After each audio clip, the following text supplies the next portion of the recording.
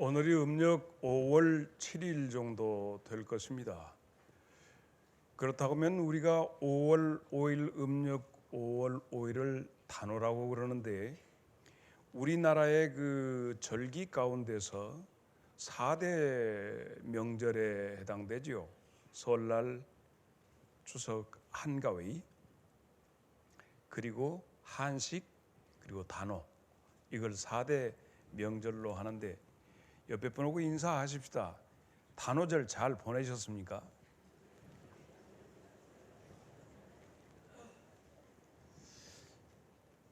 창포에 머리를 감으면 이 윤기가 나고 그런다고 해서 창포로 머리를 감으면 혹시 그런 생각도 해봤어요. 그 머리털이 빠진 사람한테도 이게 효력이 있을까? 이런 생각도 해봅니다. 5월 단오를 보내고 오늘이 교회 절기로 보면 아주 중요한 절기인 성령 강림절입니다. 여러분과 함께 이 하늘의 절기에 대해서 이 시간 함께 나누어 보려고 합니다. 예수님께서 요한복음 20장 22절에 예수님께서 가장 원하시고 바라시는 그 바람이 있습니다. 숨을 내쉬면서 예수님께서 안 나옵니까? 오늘 저쪽에 지금 우리 김은주 집사가 허리에 뭐 디스크 있어가지고 시술 받았다고 그래요. 그러다 보니까 조금 기민하게 안 나오더라도 이해하시고 다 같이 한번 읽어보실까요? 시작.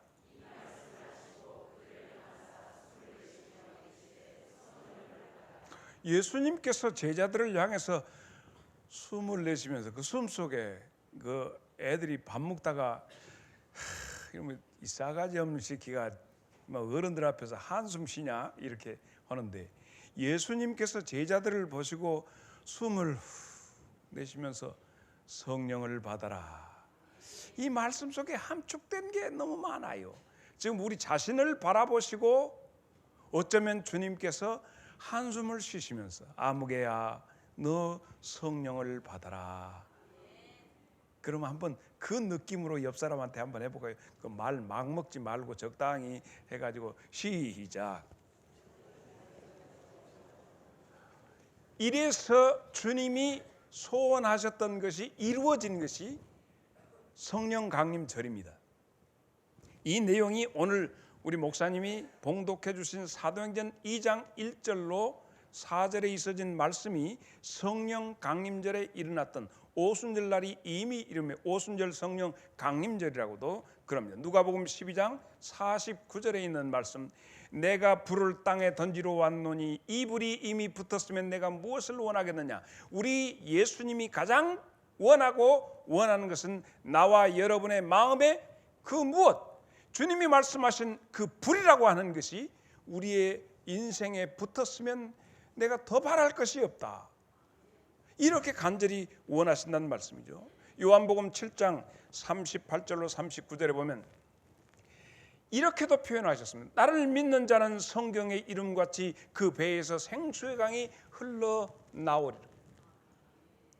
이는 그를 믿는 자들이 받을 성령을 가리켜 말씀하신 것이라. 예수께서 아직 영광을 받으시기 전이었으므로 성령이 그들에게 아직 임하지 아니하였기 때문에 그렇게 말씀하셨다는 얘기입니다. 도대체 이 성령님이 어떤 분이게? 우리는 삼위일체 하나님을 말합니다. 성부, 성자, 성령. 그래 하나님의 영이 우리들에게 오셔야만 되고 와야 하고 왔습니다.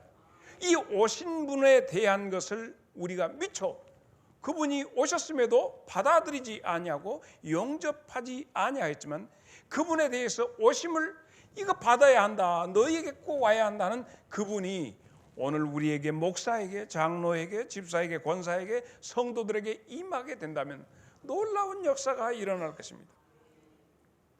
그러므로 이 약속은 새로운 약속이어서 다시 오신다고 하신 주님의 재림의 약속과 함께 이것은 필수 불가결한 요소로서 성령님은 우리와 함께 하셔야 합니다.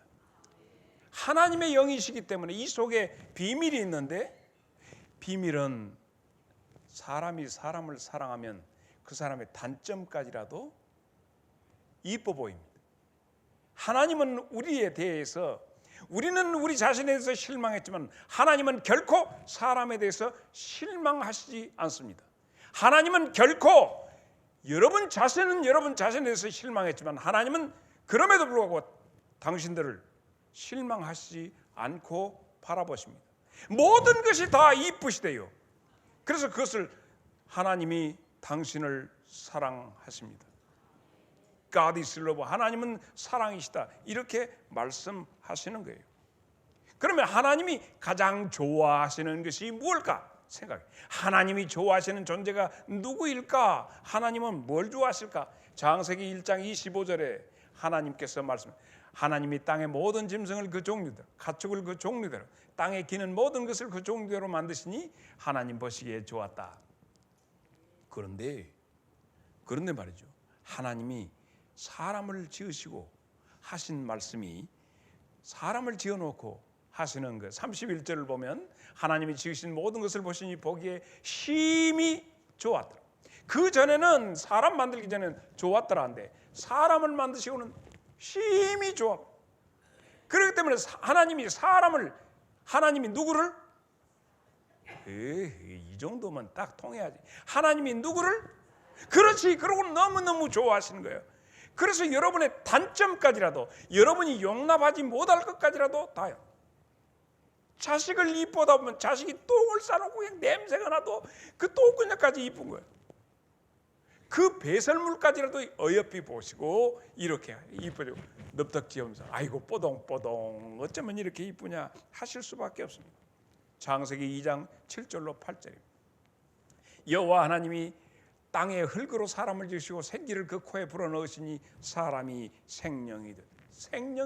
3장 8절에 가서 보면 다 같이 시작.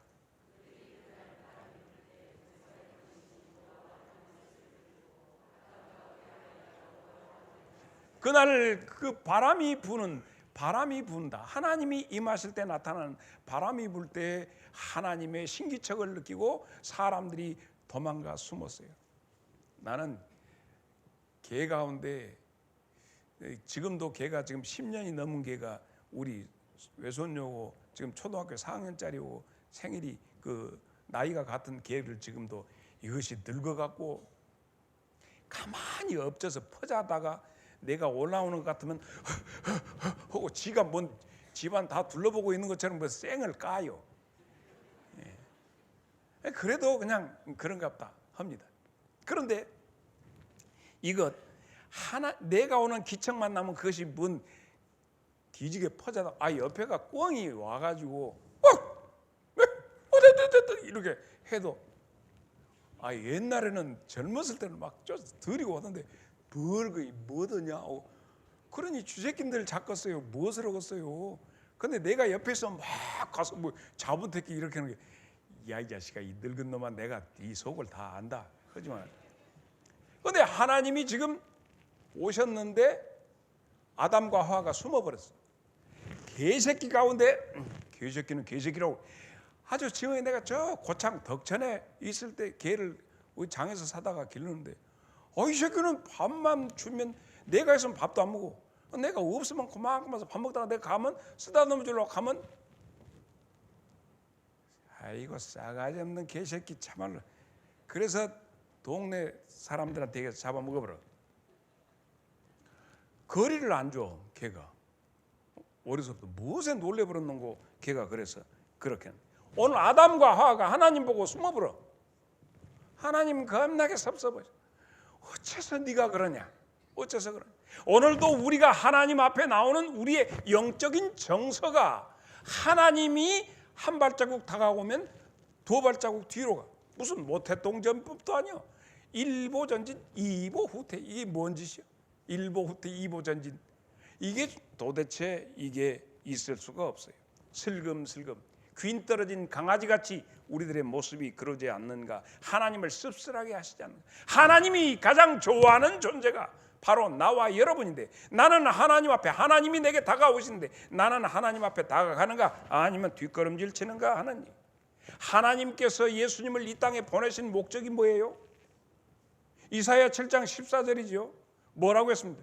그러므로 주께서 친히 징조를 너에게 주실 것이요 보라 처녀가 잉태하여 아들을 낳을 것이요 그 이름을 임마누엘이라 하라. 임마누엘의 뜻은 하나님이 친히 자기 백성과 함께 거하신다는 거예요. 그러니까 하나님이 가지신 하나님의 생각은 우리와 함께 하시고 싶은 거예요. 근데 우리는 불어 하나님을 멀리 떠나서 지멋대로 사는 거예요. 왜 이렇게 불균형, 뭐야 도대체 왜 이러지? 무엇 때문에 우리가 하나님으로부터 벗어나려고 하는가 하는 생각을 해봅니다. 그런데 그 예수님이 오셔서 우리와 함께 하시려고 오셨는데 그분을 십자가에 달아 죽였다는 사실입니다. 그러고도 네가 살라고 하느냐? 성경의 신약에 와서는 다시 십자가에 못 박는 짓을 한다. 그 하나님에 대해서 신적인 경험을 맛보고도 다시 세상으로 가면 예수님을 십자가에 두 번째 못 박는 짓과 같다고 그렇게 말씀하고 있습니다. 하나님은 그럼에도 불구하고 나와 여러분을 요한복음 3장 16절 이렇게 하십니다. 하나님이 나를 사랑하사 어떻게? 이처럼 사랑해. 어떤 사랑? 독생자를 주셨는데 이는 그를 믿는 자마다 멸망하지 않고 영생을 얻게 하려고. 나쁜 짓 죄악의 길에 빠졌지만 하나님이 우리를 살리시려고 주셨다. 그리고 요한복음 16장 7절에 그러나 내가 너에게 실상을 말하니 주님이 말씀해 내가 너희들을 떠나는 것이 너희들한테 좋다. 왜냐하면 내가 떠나는 것이 아니요 오히려 보혜사를 너희들에게 보내 내가 가야 보혜사가 오실 것이다. 내가 너희에게 성령을 보내리라. 할렐루야. 그래서 요한복음 20장 22절이 바로 그런 배경에서 숨을 내쉬고 다 같이 이르시되 시작. 성령을 받으라. 예수님을 믿는 우리라면 성령님을 영접하는 것이 지극히 당연하다. 그래서 왜 우리가 성령 받아야 돼요? 하나님의 영을 왜 우리가 받아들여야 합니까? 했더니 사도행전 1장 8절이죠. 오직 성령이 너희에게 임하시면 다 같이 시작.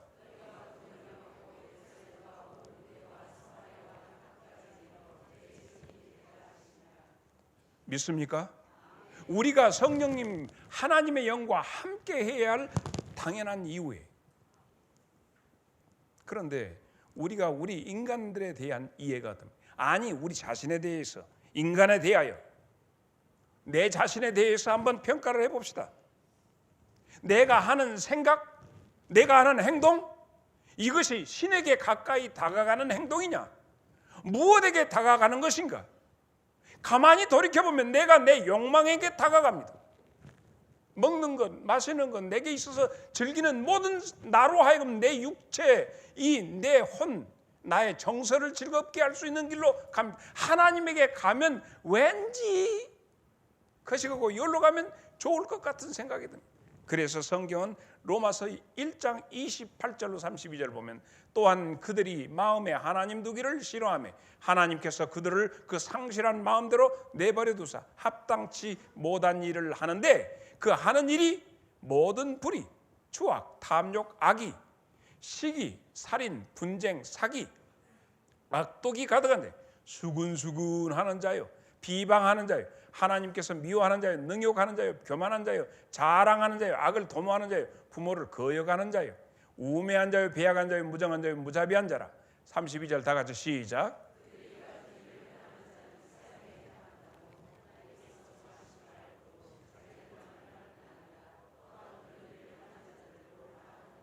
여러분 그냥 두면 어떻게 돼요? 그냥 자연스럽게 26절로 27절을 보겠습니다. 이 때문에 하나님께서 그들을 부끄러운 욕심대로 내버려 두시니 그들의 여자들도 순리대로 써서 남자 만나는 것이 아니라 영리로 바꾸어져서 남자들도 그 짓을 하는데 순리대로 여자 쓰기를 버리고 서로를 향하여 음욕이 불릴 듯하며 남자가 남자로 여자가 여자로 이 부끄러운 일을 한다는 거예요. 이미 여러분 아시는 것처럼 옛날 이미 once upon a time 아주 먼 옛날 소돔과 고모라도 그 시대에 지금 무지개 들고 서울 시내 시청 광장에서 흔들어대는 것 같은 것은 아주 이게 동성애는 아주 오래됐습니다. 이 일이 지금 현장에서 특이하게 해버려요.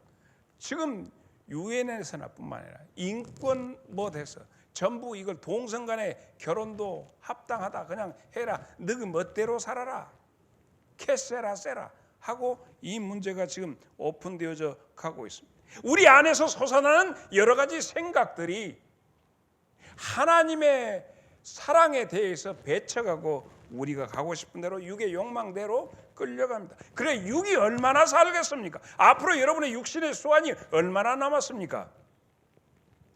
배가 고프면 세상살이가 슬퍼질 수밖에 없습니다. 춥고 배고프단 말이 있습니다. 내가 내 자신을 춥고 배고프면 가련하기 짝이 불쌍하기 짝이 없습니다. 여러분에게 주어진 욕망이 다 채워지지 못하면 여러분 스스로 불쾌하고 힘이 들어집니다. 모든 주어진 여건에서 생각하고 합니다. 여러분 당장 한술밥이 절박해서 배가 고픈 사람에게 있어 세상을 보면 먹을 것이 천진데 내 것이 하나도 없어 보이고 슬프기 짝이 없습니다.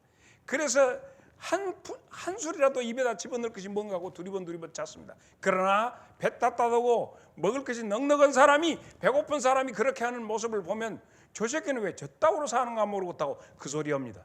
각각 주어진 환경과 여건에서 세상을 보기 때문에 그렇습니다. 절박한 사람의 입장을 모르기 때문에 그렇습니다. 정의, 노동자의 정의와 사업주의 정의가 다릅니다. 돌이켜보면 창업주가 그것을 만들기 위해서 정말 공을 들여서 사업체를 만들어가지고 노동자들을 기용해서 쓰는데 어느 땐가는 노동자가 주인이 되고 너 돈 벌었으니까 내놔, 이제 이렇게 되게 돼요. 지금 삼성 자동차가 한 1년 가까이 지금 이제 파업을 하고 있다고 그래요. 그런데 이 사람들이 볼 때는 삼성 자동차 그거 미안합니다. 우리 교회 삼성 자동차 타는 사람이 있을 거예요. 그까지가 너희들 차 안 만들어도 좋아. 우리가 차 살 것이 없냐? 기아도 있고 현대도 있고 그런데 쌍용도 있다. 이렇게 하고 안 하려면 이런 식으로 하는데 지금 노사간에 붙어가지고 삼성 자동차가 어렵다고 그래요. 그런데 어떻게 하다 보면 노동자들이 귀족 노동자도 나오고 그런 노동자들 가운데도 이 노조 가운데 아주 많이 받는 노조도 있는 가운데 정말 못 받는 노조도 있고 여러분 어떤 거 전부 우리가 만족하려면 만족할 수가 없습니다. 우리 사는 것이 그래요. 내게 주어진 여건에 따라서 사람들의 보는 세상을 보는 눈들이 이렇게 달라집니다. 지식이 있는 사람이 지식 없는 세계를 보고 지식 없는 사람이 그러다 보니까 공산주의가 생겨나서 프롤레타리아의 이 혁명이다 하고 부르주아 계급들을 다 어쩌자 하고 뒤집어지고 세상이 뒤집어지고 난립니다. 온갖 짓이 일어나고 있습니다. 어떻게 해야 하겠습니까? 하나님은 우리를 사랑한다는데 우리가 우리에 대해서 인간에 대해서 바라보면 인간 소망이 있습니까? 갈라디아서 5장 15절에 이런 말씀 다 같이 시작. 그렇습니다. 여러분 시편 69편 5절에 있는 말씀 하나님이여 주는 나의 우매함을 아시오니 나의 죄가 주 앞에서 숨길 수가 없습니다. 우리 인간의 적나라한 모습이에요. 38편 4절에 있는 말씀 내 죄악이 내 머리에 넘쳐서 무거운 짐 같으니 내가 감당할 수 없습니다. 시편 53편 2절로 3절 하나님이 하늘에서 인생을 굽어 살피사 지각 있는 자와 하나님을 찾는 자가 있는가 해서 보려 하신즉 각기 물러가 함께 더러운 자가 되고 선을 행하는 자가 없으니 한 사람도 없도다 했습니다. 이대로 가면 우리는 망할 수밖에 없습니다. 그럼에도 불구하고 하나님은 요한복음 3장 16절이죠. 너무 잘하네요. 다 같이 시작.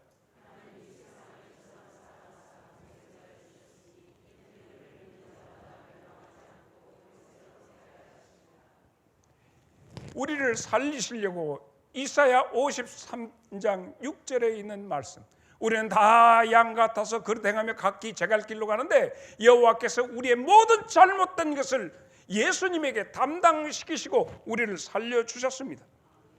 요한복음 16장 7절, 그래서 예수님이 그러시면서 내가 너희들 곁을 떠나서 하늘로 가는 것이 유익이다.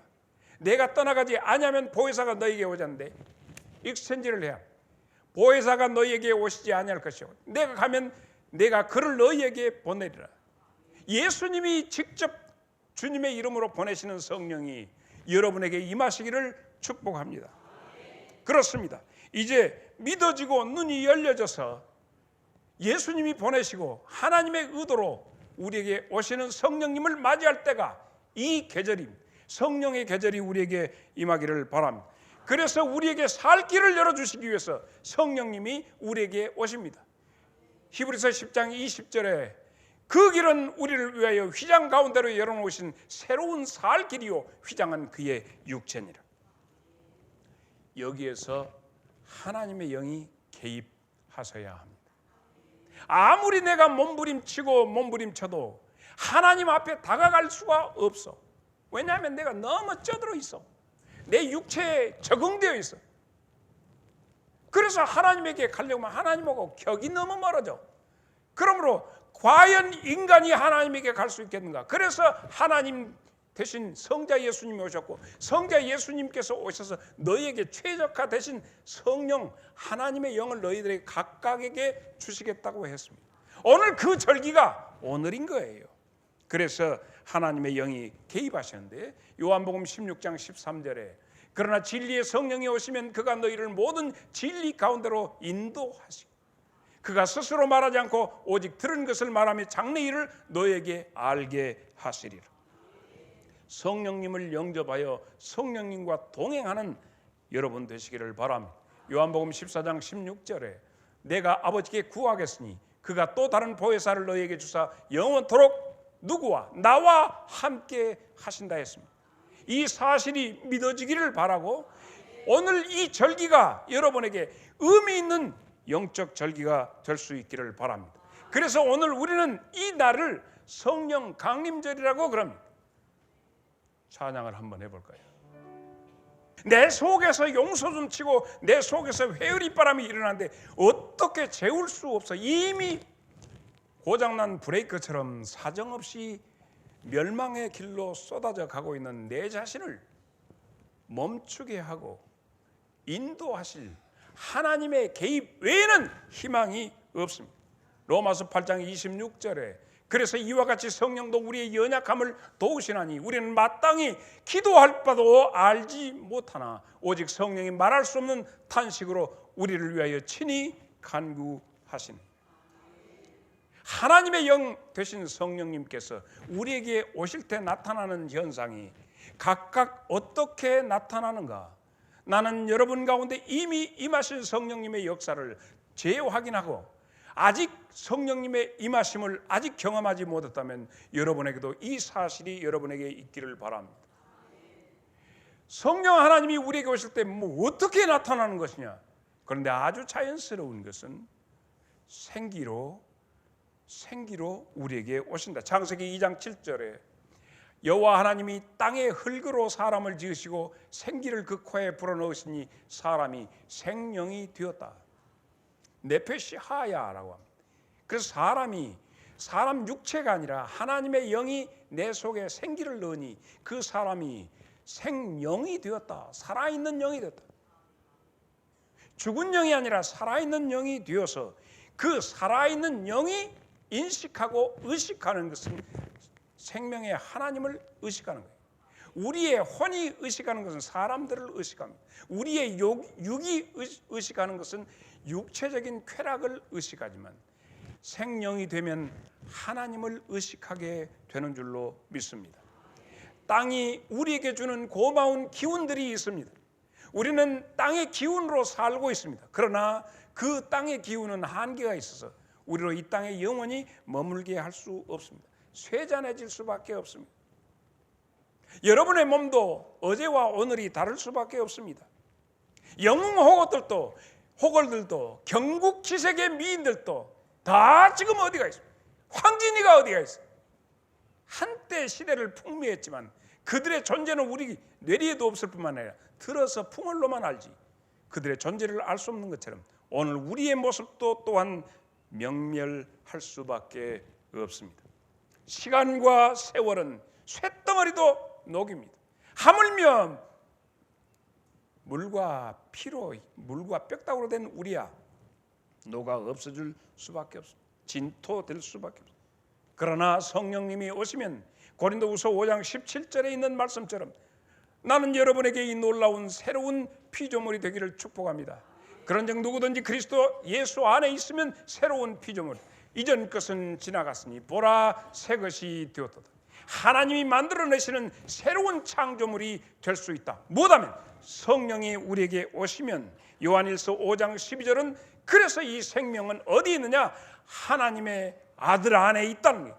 아들 되신 예수님 그분을 모셔드려야만 한다. 그러므로 여러분에게 이 생기가 임하여 있는 줄로 믿습니다. 임하여야 할 줄로 믿습니다. 두 번째는 이 성령님은 어떻게 우리에게 어떤 현상으로 임하는가? 그것은 마태복음 3장 16절에 예수께서 세례를 받으시고 곧 물에 올라오실 때 하늘이 열리고 하나님의 성령이 무엇같이? 비둘기같이 정결과 순결한 모습으로 무엇같이? 우리에게 비둘기같이 성령님께서 임하신다. 비둘기라고 하는 그 구체적인 동물의 어떤 것이 아니라 조류의 종류를 말하는 것이야. 그 임하심이 비둘기 같다. 이 비둘기 같다고 하는 표현이 무엇과 같냐면 노아 방주 사건 때 이스라엘 백성들이 다 같이 인식하고 있는 까마귀와 비둘기를 풀어서 이 땅이 살만한 곳인가, 어디에 배를 댈 수 있는 땅이 나타났는가 알아보기 위해서 두 마리 조류를 풀었는데 까마귀 이것은 가서 송장 뜯어먹느라고 들어오지 않는데 비둘기는 돌아왔더라는 거예요. 또 다시 내보내니까 비둘기가 다음에는 잎사귀를 물고 돌아와서 땅이 새싹을 내고 땅이 보이기 시작한다 하는 이것도 나중에. 그러므로 이 비둘기라고 하는 것은 우리에게 생명의 소식, 새로운 소식을 전하는, 하늘의 소식을 전해주는, 저기 이쪽에 오동촌에 들어간 데가 무슨 다리입니까? 방구 뿡 끼는 방구 다리입니까? 아니면 비둘기 반구 그겁니까? 그렇습니까? 사랑하는 여러분에게 성령님께서 여러분과 소통하심으로 하늘의 소식이 여러분에게 들려지기를 축복합니다. 세 번째는 성령님께서 우리에게 임하시는데 무엇과 같냐면 생수와 같다. 여러분 요한복음 4장 14절에 예수님 내가 주는 물을 마시는 자마다 영원히 목마르지 아니하리니 내가 주는 물은 그 속에서 영생하도록 솟아나는 샘물이 되리라. 이런 사람들이 받아야 할 성령을 가르쳐 하신 말씀이라. 이 세상 살아가는데 이렇게 팍팍할 수 없어. 사람다운 사람 만날 수 없어. 혹자는 과거의 철인들처럼 등불을 들고 진짜 사람 있는가 하고 대낮에 등불 들고 돌아다녀야 할 정도로 여러분에게 정말 오아시스와 같은 사람을 만난 적이 있습니까? 성령 하나님이 우리에게 오시면 이 각박한 세상에 여러분 자신을 오아시스를 만들 뿐만 아니라 오아시스와 같이 여러분에게 위로가 되는 정말 솟구치는 새로운 삶의 생동감을 부여하실 줄로 믿습니다. 오소서 성령님 우리에게 오셔서 생수의 강이 내 안에서 터져나오게 하여 주옵소서. 살만한 세상을 만들어 주시옵소서. 이 세상이 정말 절망스럽습니다. 오늘을 내가 왜 살아야 하는 이유를 모르겠습니다 하는 자에게 생수가 터져야 할 줄로 믿습니다. 출애굽기 3장 2절에 보면 여호와의 사자가 떨기나무 가운데 나오는 불꽃 안에서 그에게 나타났다는 말씀이 있습니다. 그러므로 하나님의 영은, 하나님의 영 성령은 우리에게 불꽃으로 오십니다. 이 불길이 임하는데 사도행전 2장 3절에 그게 나타나 있지 않습니까? 마치 불의 혀가 갈라지는 것처럼 그들에게 초대교회 각 사람 위에 하나씩 있더라는 거예요. 이 속에 우리에게 주는 메시지가 있어요. 우리로 어두움이 밝아지고 이 어둡기 짝이 없는 세상에 그것이 비춰짐으로 이치를 깨닫게 되고, 그래서 성령님을 다른 말로 신학적인 용어로 이렇게 얘기합니다. 이너 라이트, 내적 빛이다, 그렇게 합니다. 이 내적 빛뿐이 아니라 이 속에 불덩어리가 있어서 예레미야 20장 9절에 보면 예레미야가 이렇게 해요. 내가 다시는 여호와를 선포하지 아니하며 그의 이름으로 말하지 아니하라 하면 나의 마음이 불붙는 것 같아서 골수에 사무치니 답답해서 그래서 나가서 하나님은 이렇다 하고 외칠 수밖에 없다는 속에 여러분이 이 세상을 이런 열정으로 한번 살아보시지 않겠습니까? 하나님의 영이 여러분 안에 임하게 될 때 이 세상에 여러분이 분명히 해야 할 일을 깨닫게 될 줄로 믿습니다. 오늘 7가지인데 5번째는 사무엘상 16장 13절입니다. 사무엘이 기름불병을 가져다가 그 형제 중에서 그에게 부었더니 이날 이후로 다윗이 여호와의 영에 크게 감동되니라. 사랑하는 여러분, 성령님은 우리에게 무엇과 같이 기름과 같이 우리에게 임하여 주므로 기름은 우리에게 먹는 식용유도 있지만 빡빡하게 메말라 있는 기계를 돌아가게 하는 기름이 있습니다. 여러분의 삶이 인간관계가 하나님의 성령이 임하심으로 이전에 원수 같던 놈이 고맙고 사랑스럽게 보는 이런 기름이 확 여러분에게 임하기를 바랍니다. 그래서 보면 나는 지비를 보면 진짜 하나님 본 것 같아요. 어째 나는 당신한테 잘못했는데 당신은 나한테 이렇게 잘해주는지 모르겠다고. 그래서 정말 인치심의 역사. 그래서 우리를 보고 당신은 정말 왕 같아, 당신은 제사장 같아, 당신은 선지자 같아. 그래서 이 기름이 붓는 세 종류의 직임이 있습니다. 다윗이 그 기름 부음을 받고 하나님의 영이 크게 임했다 한 것처럼 여러분에게도 그러하기를 바랍니다. 6번째는 에스겔 37장 9절에 생기에게 명하여 주 여호와의 말씀이 생기야 사방에서 와서 이 죽음당한 자에게 불어서 살아나게 하라. 바람같이 임하게 됩니다. 요한복음 3장 8절에 예수님께서 니고데모에게 하신 말씀, 바람이 임으로 불매 그 소리가 들어도 어디서 와서 어디로 가는지 보이지 않은 것처럼 성령으로 난 사람도 다 이와 같다. 이렇게 말씀해 줍니다. 우리 교회에 이 바람이 임하기를 바랍니다. 오늘 본문에 사도행전 2장 2절에 있는 내용도 그것이잖아요. 호련히 하늘로부터 급하고 강한 바람 같은 소리가 있어 앉은 사람들 집에 온 집에 가득했다. 이야, 이 바람이 스쳐 지나가면 더러운 것들 날려버리고 어디 보면 막 낙엽 떨어지면 뒤에다가 그 뭐 이렇게 큰 거 엥 하는 거 갖고 이렇게 불어버렸다.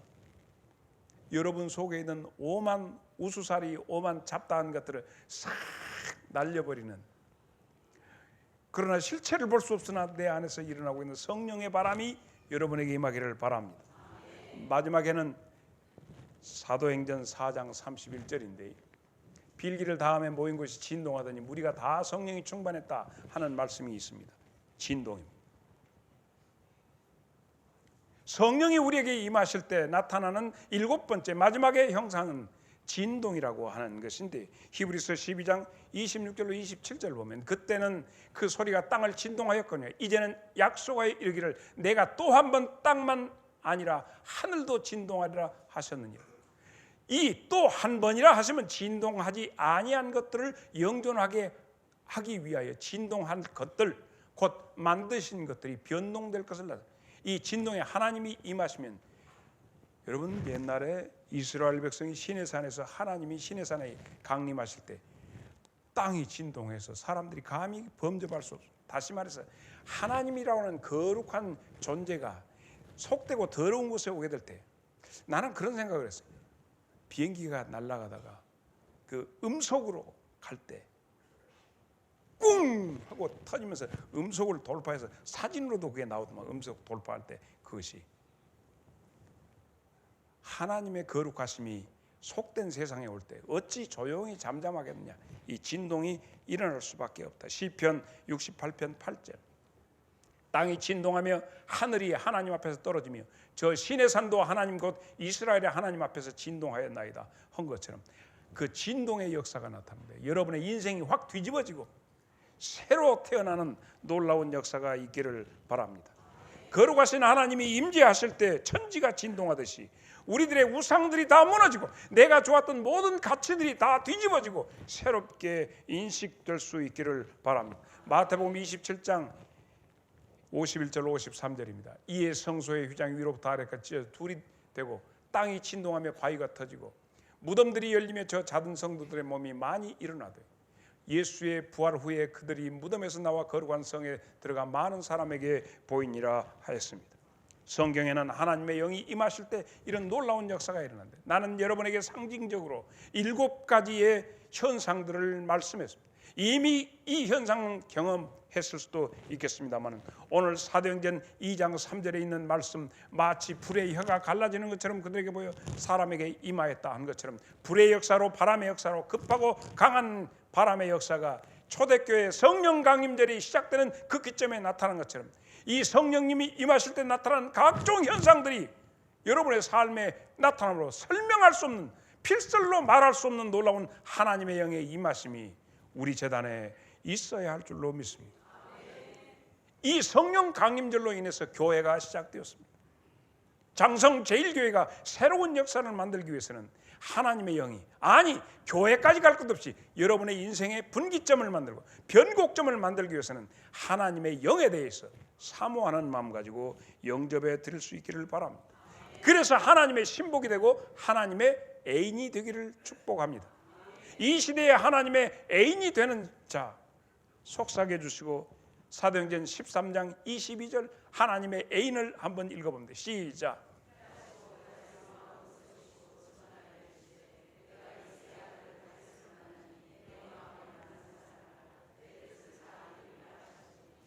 오늘 여기에 함께한 여러분 모두가 하나님의 마음에 합한 자 되어서 이 시대의 새로운 건설자가 되기를 축복합니다.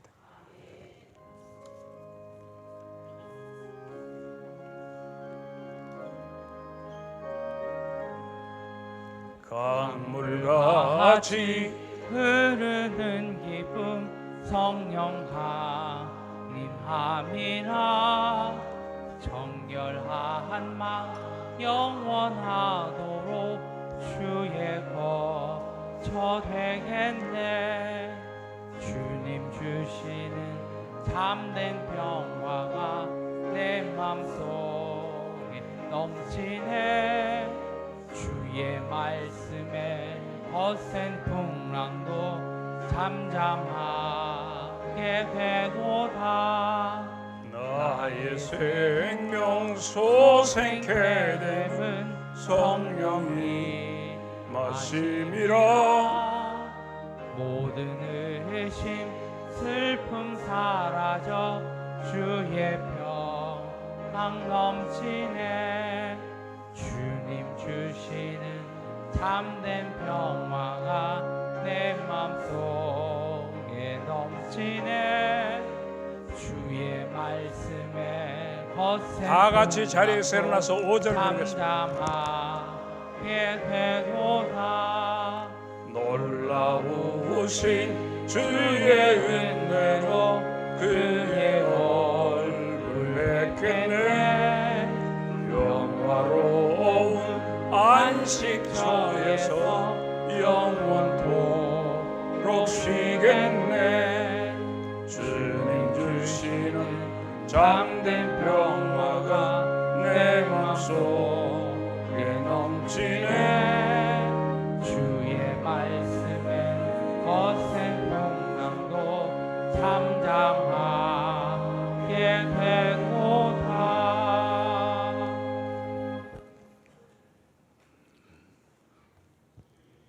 우리를 창조하신 하나님 아버지, 우리의 죄로 인해 십자가에 피 흘려 죽으시고 부활 승천하시어 오순절에 성령을 보내주시고 강림하사 다 함께 모여 예배드릴 수 있도록 은혜를 베풀어 주심을 감사드립니다.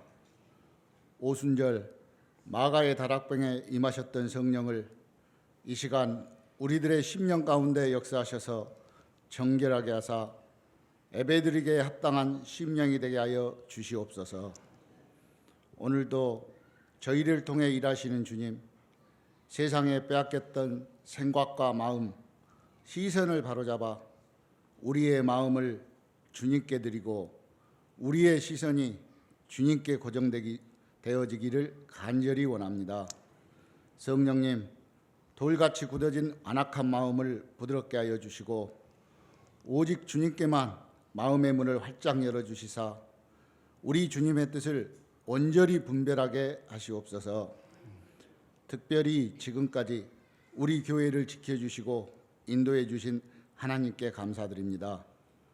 주의 몸된 교회는 교제의 즐거움 속에서 서로를 존중하며 고난과 영광을 함께하는 형제가 더욱 넘쳐나는 교회가 되게 하시고 주의 영으로 불같이 뜨겁고 바람같이 강하게 역사하시어 기도를 잃은 자에게 하나님만을 바라보며 기도의 불을 붙이는 교회, 찬양을 잃은 자에게는 사랑이 넘쳐서 찬양의 기쁨이 되살아나는 교회, 감사를 잃은 자에게는 희망의 빛을 비치는 교회가 되어 가정과 이웃뿐만 아니라 지역사회와 땅끝까지 이르러 이 시대의 조그만 등불의 역할을 감당하는 교회 되게 하시옵소서. 금년은 새로운 목사님을 청빙하는 중요한 해입니다. 하나님의 영광을 드러내고 주님을 향한 뜨거운 열정이 넘치는 목사님을 초빙할 수 있도록 전 교인들이 합심하여 기도하며 예배에 힘쓰며 전도하게 하시옵소서. 오늘 선포하신 생명의 말씀을 통하여 마음의 문이 열리고 회개의 영이 임하사 성령 충만한 사람으로 다시 태어나게 하시며 주님을 담대히 증거하는 신앙인의 본분을 다하게 하시옵소서. 마음과 정성으로 준비한 성가대 찬양과 모든 성도님들의 간절한 기도와 예물을 받으시고 이 예배를 연락하여 주시기를 예수님의 이름으로 기도드립니다. 아멘.